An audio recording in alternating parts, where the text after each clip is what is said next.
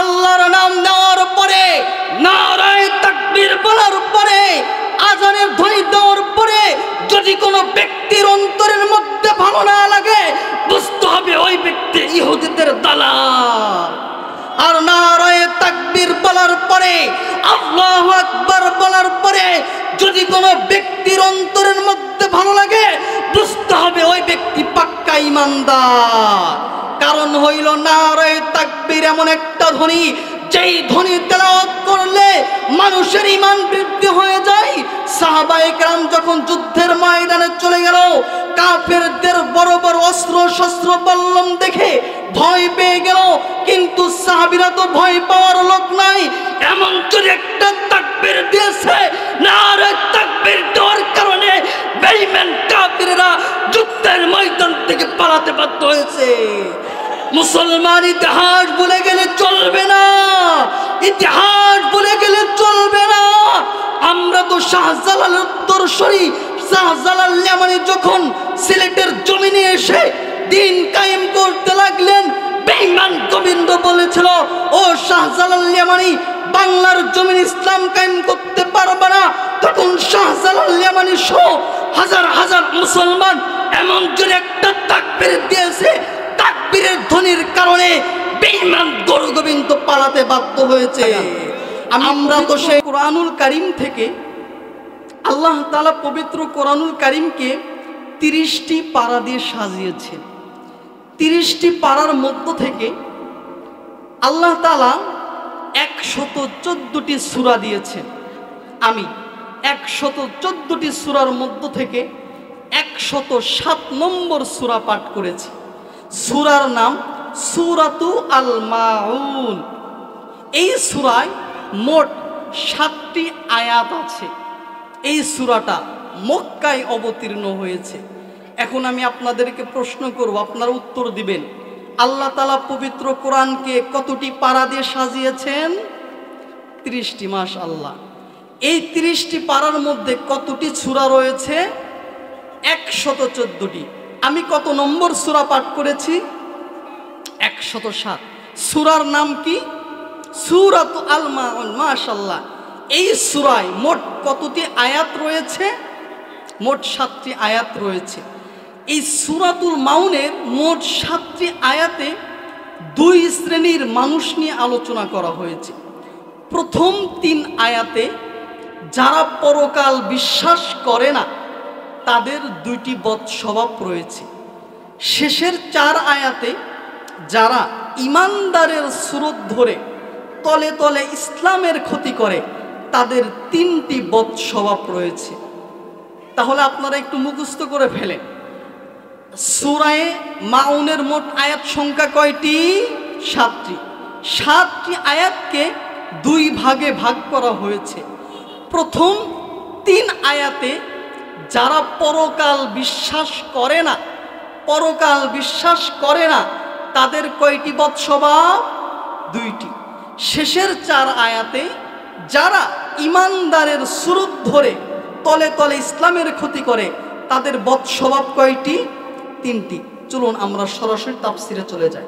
আল্লাহ তাআলা প্রথম আয়াতের মধ্যে বলেন, মানে যারা পরকাল বিশ্বাস করে না তাদের সম্পর্কে আল্লাহ বলেন, আরাআইতাল্লাযী ইউকাযযিবু বিদ্দীন। আরাআইতা, ও নবী আপনি কি দেখেন না? আল্লাযী, যারা, ইউকাযযিবু বিদ্দীন, দিনকে অস্বীকার করে। ও নবী আপনি কি দেখেন না যারা পরকাল দিবসকে অস্বীকার করে? দিন, মৃত্যুর পরে দিন সম্পর্ক প্রশ্ন আছে না নাই? মা দীনুকা, তোমাদের দিনের নাম কি? ইসলাম। এই দিন, দিনের বহু অর্থ রয়েছে। এখানে পরকাল বিচার দিবসের অর্থ, এখানে দিনের অর্থ হইল বিচার দিবসের মালিক, কিয়ামত দিবসের মালিক। কিয়ামত দিবসের মালিক কে? আল্লাহ। চলুন আমরা বিচার দিবসের মালিকের পরিচয় জেনে আসি। আমার সাথে সবাই বলবেন, আলহামদুলিল্লাহি রাব্বিল আলামিন, আর রহমানির রহিম মালিকি ইয়াউমিদ্দিন। আল্লাহ বলেন আলহামদুলিল্লাহি রব্বিল আলামিন, সমস্ত প্রশংসা কার জন্য? আল্লাহ বলেন সমস্ত প্রশংসা একমাত্র আমি আল্লাহর জন্য। আমি আল্লাহ কেমন আল্লাহ জানো? আল্লাহ তাআলা বলেন রব্বুল আলামিন, আমি আল্লাহ হলাম বিশ্ব জগতের পালন কর্তা।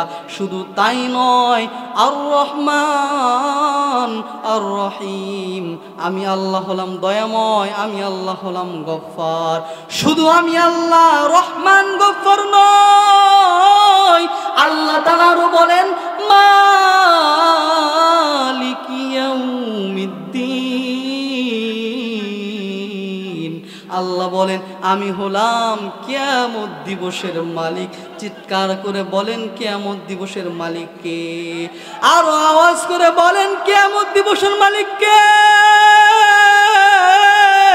আল্লাহ তাআলা অন্য এক জায়গায় সূরাতুল ইনফিতরের 17 নম্বর আয়াতের মধ্যে জানাইয়া দেন, ওমা আদরাকা মা ইয়াউমুদ্দিন সুম্মা মা আদরাকা মা ইয়াউমুদ্দিন। ও নবী, আপনি কি জানেন ইয়াউমুদ্দিন কি জিনিস? বিচারক দিনের কি জিনিস?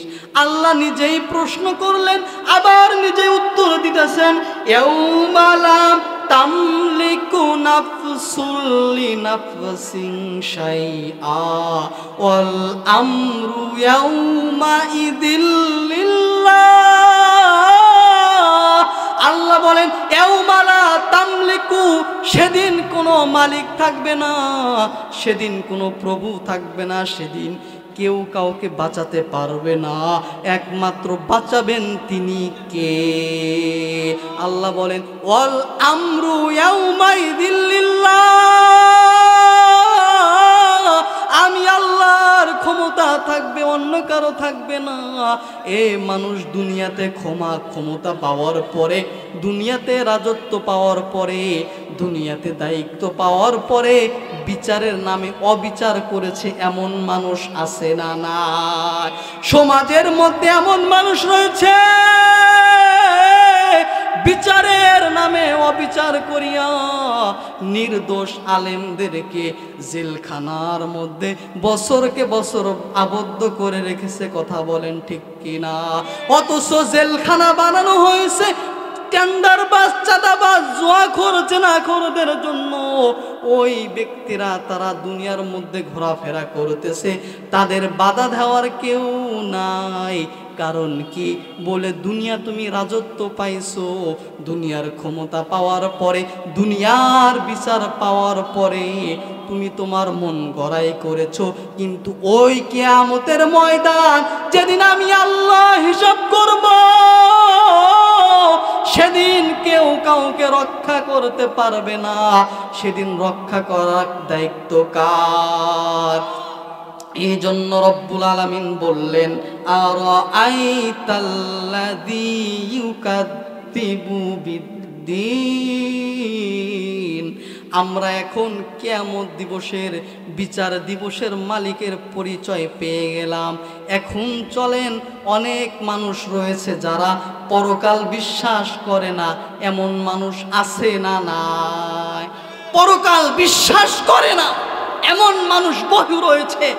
যদি বলে যে আমি পরকাল বিশ্বাস করি, তাহলে আমি বলবো, ও বাবা, যদি তুমি পরকালকে বিশ্বাস করো তাহলে তুমি কিভাবে নামাজ ছাড়তে পারো, কিভাবে তুমি সুদের সাথে সম্পর্ক থাকতে পারো, কিভাবে তুমি সুদ খাইতে পারো, কিভাবে তুমি অন্যায়ের সাথে লেগে থাকতে পারো?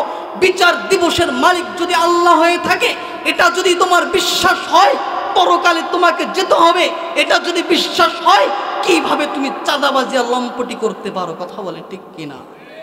অনেকে আছে কিয়ামত দিবসকে বিশ্বাস করে না। যারা বিশ্বাস করে না তাদের সম্পর্কে আল্লাহ তাআলা 22 নম্বর সূরা সূরাতুল হাজের 5 নম্বর আয়াতের মধ্যে বলেন, ইয়া আইয়ুহান নাসু ইন কুনতুম ফি রাইবিম মিনাল বা'থি ফা ইন্না খলাকনাকুম মিন তুরাবিন সুম্মা মিন নুতফাতিন সুম্মা মিন আলাকাতিন সুম্মা মিন মুদগা।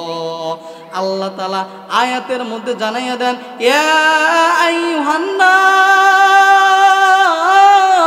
ও মানুষের দল, ইন কুনতুম ফি রাইবিম, যদি তোমরা ওই বিচারের দিবসকে অস্বীকার করে থাকো, যদি তোমরা বিচারের দিবসকে যদি সন্দেহ করে থাকো, তাহলে তোমরা শোনো, তোমরা এমন একটা সময় অতিবাহিত করেছো যেই সময় উল্লেখযোগ্য তুমি কিছুই ছিল না।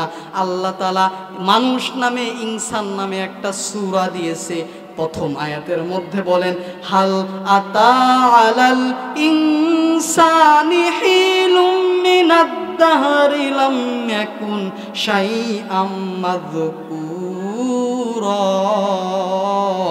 আল্লাহ তাআলা বলেন, ও বান্দা, তোমরা এমন সময় অতিবাহিত করেছো যেখানে তুমি উল্লেখযোগ্য কিছুই ছিল না।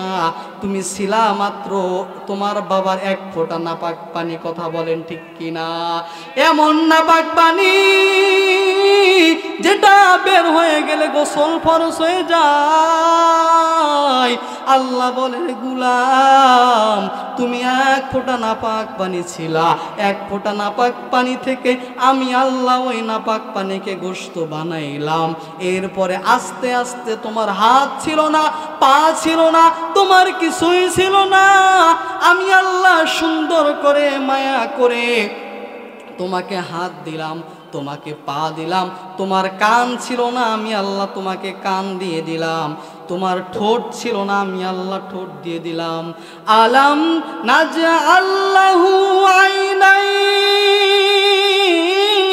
তোমার চোখ ছিল না, আমি আল্লাহ চোখ দিলাম। তোমার ঠোঁট ছিল না, ওয়ালিসানা ওয়া শাফাতাইন, তোমার ঠোঁট ছিল না, জিহ্বা ছিল না। আমি আল্লাহ মায়া করিয়া, আমি আল্লাহ মোহাব্বত করিয়া তোমাকে ঠোঁট দিলাম, জিহ্বা দিলাম। এরপরে সুন্দর আকৃতিতে আমি আল্লাহ তোমাকে বানাইলাম। বলে সুবহানাল্লাহ। ওয়ালাকাদ খলাকনাল ইনসানা ফি আহসানি তাকবীর। আল্লাহ বলেন, তুমি কিছুই ছিলা না, আমি আল্লাহ তোমাকে সুন্দর একটা মানুষ রূপে বানাইলাম। বানানোর পরে অনুকিরু মাহফিল, অনুকিরু ফিল আরহামি মা নাশা ইলা আজালিম মুসাম্মা। তোমাকে আমি সুন্দর এক জায়গায়, নিরাপদ জায়গায় রেখে দিলাম, নির্দিষ্ট সময় পর্যন্ত রেখে দিলাম। এরপরে সুম্মা নুখরিজুকুম তিফলা, তোমাকে আমি ছোট্ট একটা বাচ্চা হিসাবে বানাইলাম। আল্লাহ তাআলা বললেন, তুমি কিছুই ছিলা না, এক ফোঁটা নাপাক পানি ছিলা। এক ফোঁটা নাপাক পানি থেকে আমি আল্লাহ তোমাকে সুন্দর করে মানুষ বানাইলাম। এ গোলাম, তুমি কিভাবে তুমি এটা বলতেছো? তুমি আবার কিয়ামতের দিনে যে উঠবা না, এটা কোনোভাবেই হতে পারে না। আল্লাহ তাআলা সূরা কিয়ামার 40 নম্বর আয়াতের মধ্যে বলেন, আলাইসা যালিকা বিকাদিরিন আলা আইয়ুহিয়াল মাউতা। ও বান্দা, তুমি কিছুই ছিলা না, ছিলা মাত্র নাপাক পানি। তোমাকে সুন্দর আকৃতি দিয়ে বানাইলাম। এখন বলো, দ্বিতীয়বার বানাইতে আমার কোনো কষ্ট হবে নাকি? কষ্ট হবে? প্রথমবার আল্লাহ বানাইলেন, দ্বিতীয়বার উঠাইতে কষ্ট হবে? আপনাদের সংক্ষেপে একটা উদাহরণ দেই। আমার হাতে এটা কি? মোবাইল। এই মোবাইলটাকে আপনি যদি কোনো মেকারের কাছে নিয়ে যান, নষ্ট হয়ে যাওয়ার পরে সে খুলে আলাদা আলাদা করে ফেলবে, পার্টস পাতি আলাদা করে ফেলবে। আলাদা করার পরে আপনি বলবেন, এটা কি করলো? আপনার মাথায় তো খাটে না। বলেন তো, মেকার আবার পার্টস পাতি খোলার পরে পুনরায় ভালো করতে পারবে কি পারবে না? পারবে। যদি সে পুনরায় আবার ভালো করতে পারে তাকে জ্ঞান দিয়েছে কে? আল্লাহ বলেন ওমা উতিতুম মিনাল ইলমি ইল্লা কলিলা, বান্দাকে তো আমি সামান্য একটু জ্ঞান দিয়েছি। সামান্য একটু জ্ঞান পাওয়ার পরে ওই বান্দা যদি নষ্ট জিনিসকে আবার ভালো করতে পারে, আমি আল্লাহ তোমাকে একবার তুমি কিছুই ছিল না, আমি আল্লাহ বানাইলাম, দ্বিতীয়বার বানাইতে আমাকে কষ্ট হবে? রব্বুল আলামিন বললেন আরাআইতাল্লাযী ইউকাযযিবু বিদ্দীন, ও নবী আপনি কি দেখেন না যারা কিয়ামত দিবসকে অস্বীকার করে? তাহলে আমরা প্রথমে রব্বুল আলামিনের পরিচয় পেয়ে গেলাম, বিচার দিবসের মালিকের পেয়ে গেলাম। এরপরে যারা কিয়ামত দিবসকে অস্বীকার করে তাদের পরিচয় পেয়ে গেলাম। এখন যারা কিয়ামত দিবসকে অস্বীকার করে তাদের গুণ বলেছিলাম কয়টা? দুইটা বদস্বভাব। মানে যারা কাল কিয়ামতের দিবসকে বিচার দিবসকে অস্বীকার করে তাদের বদস্বভাব কয়টা? এক নম্বর হইল আল্লাহ বলেন ফাযালিকাল্লাযী ইয়াদুল ইয়াতীম। আল্লাহ বললেন এক নম্বর তাদের বদস্বভাব হইল এতিম দেখলেই তারা ঘাড় ধাক্কা দিয়ে বের করে দেয়। এমন লোক সমাজের মধ্যে আছে না নাই? যারা এতিম দেখলেই ঘাড় ধাক্কা দিয়ে বের করে দেয়। আমার একটা ঘটনা মনে পড়ে গেল। এই আয়াত যখন নাজিল হয় এর একটি ঘটনা রয়েছে। মুসলমান ভাইয়েরা রে আমার, আবু জাহাল তার কাছে একজন গরিব শিশু ছিল, এতিম শিশু ছিল। এতিম শিশুর অনেক মাল ছিল। আবু জাহেল এতিম শিশুর মালগুলো বক্ষণ করেছে। একদিন এতিম শিশু আবু জাহেলকে ডেকে বলতেছে, ও আবু জাহাল, তোমার কাছে আমার অনেক সম্পদ রয়েছে, তার থেকে কিছু সম্পদ আমাকে দিয়ে দাও। আবু জাহেল বলতেছে, না না না, আমি তোমাকে বিন্দু পরিমাণ সম্পদ দেব না। এই বলিয়া ঘাড় ধাক্কা দিয়ে এতিম শিশুকে বের করে দিল। ওই এতিম শিশু নবীর কাছে হাজির হয়ে যায়। নবীকে ডেকে ডেকে বলে, ও পয়গম্বর, আমাকে আবু জাহেল সম্পদ দেয় না, টাকা দেয় না, পয়সা দেয় না, আপনি একটু আমাকে সম্পদের ব্যবস্থা করে দেন। বলেন তো এতিমের ব্যথা কে বুঝবে? একজন এতিম বুঝবে, কথা বলেন ঠিক কিনা? আমার নবী ছিলেন এতিম। নবীর কাছে যখন গিয়ে বলল, নবী আমার, আমাকে সম্পদ দেয় না, আপনি একটু সম্পদের ব্যবস্থা করে দেন। নবী বলল, ঠিক আছে, তুমিও এতিম, আমিও এতিম। আল্লাহ তাআলা বললেন, আলাম ইয়াজিদকা ইয়াতীমান ফাআওয়া ওয়া ওয়াজাদাকা দাল্লান ফাহাদা ওয়া ওয়াজাদাকা আইলান ফাআগনা ফাআম্মাল ইয়াতীমা ফালা তাকহার। আল্লাহু আকবার। আল্লাহ তাআলা নবীকে অর্ডার করলেন, ও আমার পয়গম্বর, আপনার কাছে এতিম এসেছে, আপনার কাছে এতিম এসেছে, আপনার এতিমের সম্পদ ফিরে দিন। তখন নবীজি এতিমের হাত ধরিয়া আবু জাহেলের নিকটে গেল। আবু জাহেলকে গিয়ে বলতেছে, আবু জাহেল, ও আমার চাচা, আপনাকে আমি সম্মান করি, আপনি এতিম ব্যক্তির সম্পদটা ফিরে দেন। আবু জাহেল বলল, ঠিক আছে, আমি এতিম ব্যক্তির সম্পদ ফিরে দেই। বলে সুবহানাল্লাহ। আশেপাশে মানুষ ছিল কাফেরেরা। কাফেরেরা ডেকে ডেকে বলে, ও আবু জাহাল, আপনি কি মুহাম্মাদের ধর্ম গ্রহণ করেছেন নাকি? আপনি মুহাম্মাদের একটা কথাতেই এতিমের মাল ফেরত দিলেন, ঘটনা কি? আবু জাহেল বলে, আমি তো আমার জীবন বাঁচানোর জন্য এই কাজটা করেছি। বলে, বুঝলাম না। বলে যে নবী যখন আমার কাছে আসলো, আমি যদি এতিমের মাল ফেরত না দিতাম, দেখলাম নবীর পিছনে দুইটা বাঘ হা করে রয়েছে, আমি যদি এতিমের সম্পদ না ফেরত দিতাম, দুইটা বাঘ আমাকে খেয়ে ফেলতো। আমি তো বাঘের ভয়ে এতিমের সম্পদ ফেরত দিয়েছি। এ দুনিয়ার মানুষ, এই ঘটনাটা বলার কারণ হলো দুইটা।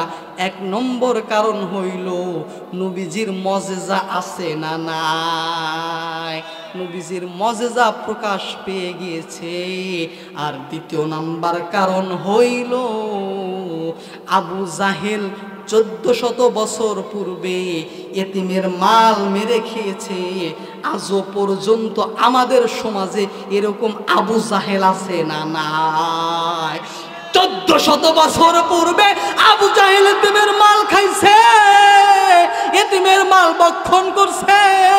আজও পর্যন্ত আমাদের সমাজের মধ্যে এমন এমন নেতা আছে যারা এতিমের মাল খায়। কথা বলেন ঠিক কিনা?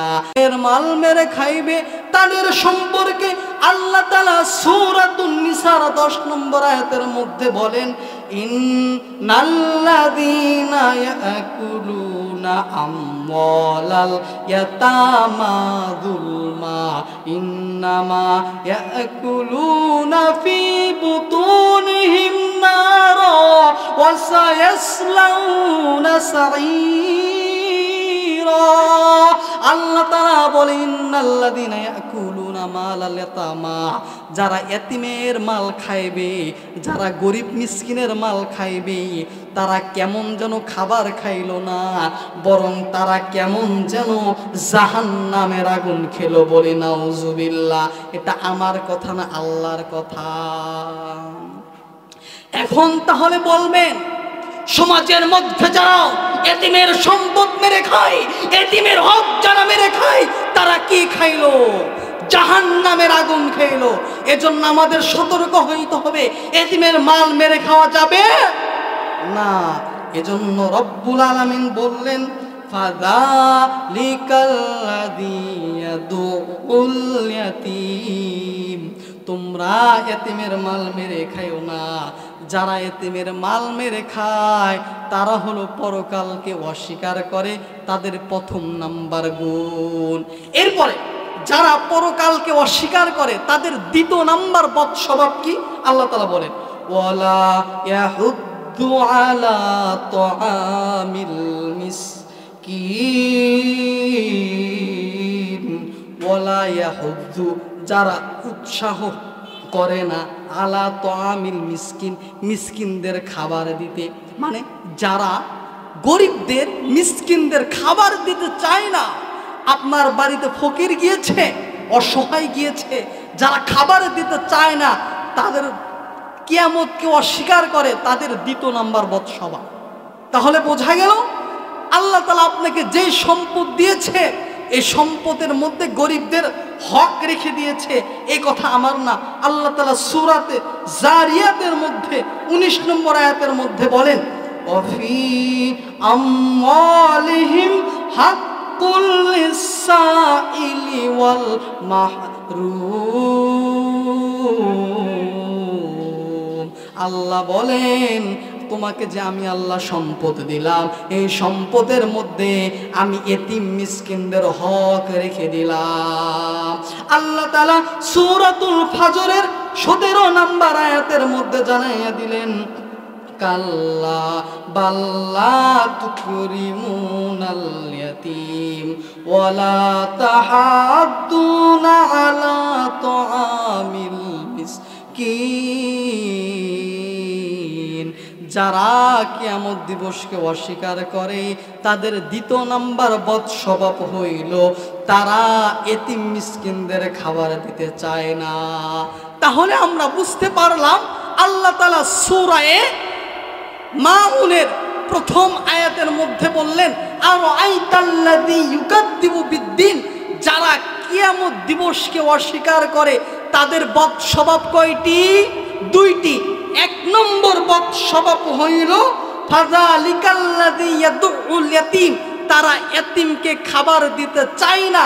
দ্বিতীয় নম্বর বদ স্বভাব হইল ওয়ালা ইয়াহুদ্দু আলা তুআমিল মিসকিন, ইতিম মিসকিন ফকিরদের তারা খাবার দেয় না। এরপরে দ্বিতীয়, আমি বলেছিলাম সূরাতুল মাউনকে কয় ভাগে ভাগ করা হয়েছে? 2 ভাগে। প্রথম 3 আয়াতে যারা পরকাল বিশ্বাস করে না তাদের বদ স্বভাবের কথা কয়টি বললাম? দুইটি। এখন আসেন শেষের 4 আয়াতে যারা ইমানদারের সুরত ধরে ইসলামের ক্ষতি করে তাদের বদ স্বভাব কয়টি? 3টি। চলুন আমরা তাফসিরে চলে যাই। আল্লাহ বলেন ফাওয়াইলুল লিল মুসাল্লিন, ফাওয়াইলুন মানে ধ্বংস, লিল মুসাল্লিন মানে নামাজীদের জন্য। এই বান্দা, এ মানুষ, আপনারা বলবেন নামাজ পড়লে জান্নাত না জাহান্নাম? নামাজ পড়লে জান্নাত না জাহান্নাম?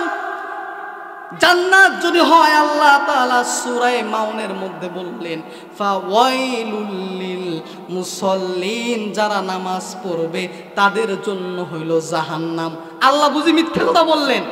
আল্লাহ মিথ্যা বলছেন? তাহলে আর ব্যাখ্যা কি? আমরা বলতেছি নামাজ পড়লে জান্নাত, আল্লাহ বললেন ফাওয়াইলুল লিল মুসাল্লিন, নামাজ পড়লে জাহান্নাম। কথার মধ্যে পেঁয়াজ আছে না নাই? তাহলে বোঝা গেল সব নামাজি জান্নাতে যাবে না, সব নামাজি জান্নাতে যাবে না। কোন ধরনের নামাজি জান্নাতে যাবে না তাদের সম্পর্কে আল্লাহ তাআলা বললেন আল্লাযীনা হুম আন সলাতিহিম সাহুন। আল্লাহ বললেন যারা নামাজের মধ্যে উদাসীনতা করে তারা জান্নাত পাবে না, বরং তাদের জন্য হলো কি? এখন উদাসীনের ব্যাখ্যা কি? উদাসীনের ব্যাখ্যা 5টা। 1 নম্বর ব্যাখ্যা হইল যারা ঠিক মতো নামাজ আদায় করে না, যারা সাপ্তাহিক নামাজি তাদের জন্য ব্যবহার, মানে সারা সপ্তাহে নামাজের খবর নাই, শুধুমাত্র শুক্রবারে নামাজ পড়ে, এমন ব্যক্তি সমাজে আছে না নাই? 2 নাম্বার হইল যারা মাসিক নামাজি, শুধু রমজান মাস আসলে নামাজ আদায় করে আর নামাজের খবর নাই, এমন ব্যক্তি আছে না নাই? 3 নাম্বার ব্যাখ্যা হইল বাৎসরিক নামাজি, যারা শুধু ঈদের নামাজে পাগড়ি বেঁধে জুব্বা পরে সবার আগে মসজিদে যায়, এমন ব্যক্তি আছে না নাই? 4 নম্বর হইল যারা সিজনাল মুসল্লি, মানে যারা সবে বরাত সবে কদর একটা সিজন আছে, আগে আগে সারা রাত নামাজ পড়ে, ফজরের নামাজ আদায় করে না, এমন ব্যক্তি আছে না নাই? 5 নাম্বার উদাসীনতার ব্যাখ্যা হইল যারা শুধুমাত্র জানাজা নামাজ আদায় করে আর নামাজ পড়ে না, এমন ব্যক্তি আছে না নাই? অনেক মানুষ আছে যারা বাড়ি থেকে মাত্র 2 মিনিট মসজিদে যেতে লাগবে কিন্তু নামাজ আদায় করে না। একজন মানুষ মারা গেলে ঢাকা থেকে জামালপুরে আসে, এমন মানুষ আছে না নাই? সে কি জন্য জানাজা পড়ে আমরা বুঝতে পেরেছি, অথচ তার বাড়ি থেকে 2 মিনিট মসজিদে যেতে লাগে, সে নামাজ আদায় করে না। জানাজার জন্য শত শত মাইল পাড়ি দিয়ে মানুষের জানাজা পড়ে, আমরা বুঝতে পারি, কারণ সেখানে বক্তৃতা দিতে পারে, ভোটের জন্য কালেকশন করতে পারে, কিন্তু 5 ওয়াক্ত নামাজে তো ভোট কালেকশন করতে পারে না। সে তো সূরাই জানে না কি ভোট চাইবে। কথা বলেন ঠিক কি না? তাহলে বোঝা গেল যারা 5 ধরনের ব্যক্তি আছেন তাদের জন্য জাহান্নাম, আর 5 ধরনের ব্যক্তি ছাড়া যারা আছেন তাদের জন্য জান্নাত। আল্লাহ বললেন ফাওয়াইলুল লিল মুসাল্লিন, এ বান্দা নামাজীদের জন্য ধ্বংস, নামাজীর জন্য ধ্বংস। বলে কোন ধরনের নামাজীদের জন্য ধ্বংস? যারা আল্লাযীনা হুম আন সালাতিহিম সাহুন, যারা নামাজের প্রতি উদাসীনতা করে তাদের জন্য ধ্বংস। এখন আমি কয় ধরনের ব্যক্তির কথা বললাম? 5 ধরনের উদাসীনতা। 1 নাম্বার সাপ্তাহিক নামাজি, 2 নাম্বার মাসিক নামাজি, 3 নাম্বার বাৎসরিক নামাজি, 4 নাম্বার সিজনাল নামাজি, 5 নাম্বার জানাজা পড়নেওয়ালা নামাজি। তাদের সম্পর্কে আল্লাহ বলেন ফাওয়াইলুল লিল মুসাল্লিন, ওদের জন্য ধ্বংস। কেমন ধ্বংস বান্দা শুনে নাও। ওয়াইলুন মানে এমন জাহান্নাম, যে জাহান্নামটা যদি তোমার হাতে লাগে কলিজা ভুনা হয়ে যাবে। দুনিয়ার আগুন যদি হাতে লাগে পা পড়ে না, পায়ে লাগলে হাত পড়ে না। কিন্তু আল্লাহ বলেন ওয়াইলুন, এমন জাহান্নাম তোমার যদি শরীরে লাগে, যদি পায়ে লাগে, যদি হাতে লাগে, বান্দা সহ্য করতে পারবা না। তোমার কলিজা পর্যন্ত ভুনা হয়ে যাবে, তোমার মাথার মগজ টপ টপ করে পড়বে। ওই দিন চিৎকার করেও কোনো মানুষ খুঁজে পাইবা না। এজন্য আজকে থেকে নিয়ত করতে হবে আমরা আজ নামাজ ছাড়বো না। প্রধান বক্তার আগমন, প্রধান বক্তার আগমন। যার পরে যেটা বলতেছিলাম ভাই, যে 5 ধরনের নামাজের জন্য কি রয়েছে? জাহান্নাম রয়েছে। আমরা 2টা আয়াত রয়েছে, সংক্ষেপে বলে দেই। আল্লাহ বলেন আল্লাযীনা হুম ইউরাউন, আল্লাযীনা হুম ইউরাউন। আল্লাযীনা হুম মানে যারা মানুষকে দেখায় দেখায় নামাজ আদায় করে, তাদের জন্য কি রয়েছে? যারা মানুষকে দেখায় দেখায় নামাজ আদায় করে তাদের জন্য জাহান্নাম। আল্লাহ বললেন ও বান্দা, নামাজ আদায় করবা মানুষকে দেখানোর জন্য না, একমাত্র কাকে দেখানোর জন্য? চিৎকার করে বলে কাকে? আল্লাহ বলেন ইন্না সলাতি ওয়া নুসুকি ওয়া মাহইয়ায়া ওয়া মামাতি লিল্লাহি রাব্বিল আলামিন। আল্লাহ বলে রে বান্দা, নামাজ আদায় করবা আমার জন্য, অন্য কারো জন্য না। এরপরে যারা ইমানদারের সুরত ধরে ইসলামের ক্ষতি করে, তাদের 3 নাম্বার বৈশিষ্ট্য হলো ওয়ায়ামনাউনাল মাউন, যারা নিজের গৃহ জিনিস দিতে চায় না। মানে হইল আপনার বাড়িতে গ্যাস লাইট আছে, আপনি পার্শ্ববর্তী মানুষকে দেন না। আপনার ঘরে কোদাল আছে, মানুষকে দেন না। আপনার ঘরে কাঁচি আছে, মানুষকে দেন না। এরা হলো ইমানদারের সুরত ধরে ইসলামের ক্ষতি করে। তাহলে আমি বলতেছিলাম, যারা ইমানদারের সুরত ধরে তাদের বদ স্বভাব কয়টি? 3টি। আমি বলতেছিলাম যে আল্লাহ তাআলা সূরাতুল মাউনের সংক্ষেপে শুনে নেন, সংক্ষেপে মন লাগান। সূরাতুল মাউনের মোট আয়াত সংখ্যা কয়টি? 7টি। 7 আয়াতে কয় ধরনের মানুষ নিয়ে আলোচনা হয়েছে? 2 ধরনের। প্রথম 3 আয়াত যারা পরকাল বিশ্বাস করে না তাদের কয়টি বদ স্বভাব? 2টি। 1 নম্বর বদ স্বভাব, তারা এতিম দেখলেই ঘাড় ধাক্কা দিয়ে বের করে দেয়। 2 নম্বর বদ স্বভাব, যারা এতিম মিসকিনদের, ফকিরদের খাবার দিতে চায় না, তাহলে পরকালকে বিশ্বাস করে না, তাদের বদ স্বভাব কয়টি? 2টি। 1 নম্বর এতিমকে খাবার, এতিম দেখলে ঘাড় ধাক্কা দিয়ে বের করে দেয়। 2 নাম্বার গরিব মিসকিনদের অনুদান দেয় না, খাবার দেয় না। শেষের 4 আয়াতে যারা ইমানদারের সুরত ধরে ইসলামের ক্ষতি করে তাদের বদ স্বভাব কয়টি? 1 নাম্বার আল্লাযীনা হুম আন সলাতিহিম সাহুন, যারা নামাজের মধ্যে অলসতা করে। অলসতার ব্যাখ্যা কয়টি বলেছি? 5টি। সাপ্তাহিক নামাজি, মাসিক নামাজি, বাৎসরিক নামাজি, সিজনাল নামাজি, আর একটা হলো জানাজা নামাজি। এদের জন্য রয়েছে জাহান্নাম। 2 নাম্বার বদ স্বভাব, তারা মানুষকে দেখায় দেখায় নামাজ আদায় করে। 3 নাম্বার হইল আপনার ঘরে যা আছে মানুষকে দিতে চায় না। তাহলে শেষের আয়াতে কয় ধরনের ব্যক্তি? শেষের আয়াতে যারা ইমানদারের সুরত ধরে ইসলামের ক্ষতি করে তাদের বদ স্বভাব কয়টি? 1 নাম্বার যারা নামাজে উদাসীনতা করে। 2 নাম্বার যারা মানুষকে দেখায় নামাজ আদায় করে। 3 নাম্বার যারা নিজের গৃহজাতীয় জিনিস দিতে চায় না।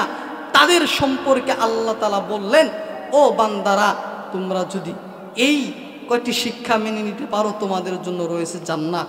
আমি আরেকটি মিনিট কথা বলবো, সেটা হলো আমরা সূরাতু আল মাউন থেকে আজকে শিক্ষা কি নিলাম? মোট শিক্ষা নিলাম কয়টি? 5টি। আমরা কিয়ামতকে অস্বীকার করব নাকি বিশ্বাস করব? বিশ্বাস করব। আজ থেকে এতিম দেখলে ঘাড় ধাক্কা দিয়ে বের করে দেওয়া যাবে না। 3 নাম্বার, আপনার ঘরে ফকির মিসকিন আসলে আপনি দিতে না পারলেও তাদের সাথে খারাপ আচরণ করবে না। এরপরে মানুষকে দেখা দেখা নামাজ আদায় করা যাবে না। তারপরে নামাজের মধ্যে উদাসীনতা করা যাবে না। আপনার ঘরে যা আছে মানুষকে দেওয়ার জন্য চেষ্টা করবেন। ওমা তৌফিক ইল্লা বিল্লাহ।